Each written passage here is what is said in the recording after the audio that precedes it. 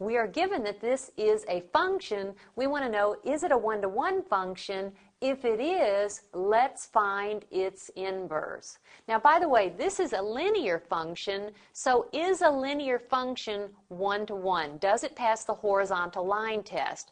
Remember, every single line except two special lines are one-to-one functions. Horizontal lines, those are functions, but they're not one-to-one functions because they don't pass the horizontal line test. And what about vertical lines? Well, vertical lines are not even functions. So every other line is a one-to-one function. This is not a vertical line, nor is it a horizontal line, so it is a one-to-one function. And now let's find the rule for its inverse.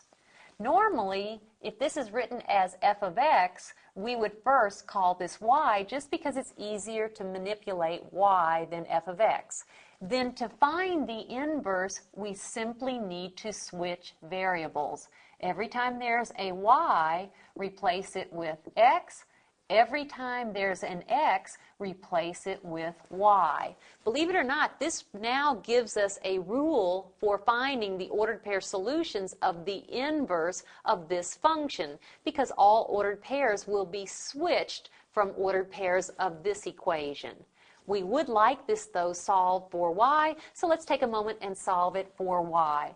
I'm going to add 2y to both sides, so I'll have 2y plus x is equal to 6. Then I will subtract x from both sides, and I'll have 2y is equal to negative x plus 6. To solve for y, I'll divide both sides by 2, and I'll have that y is equal to negative x plus 6 all over 2.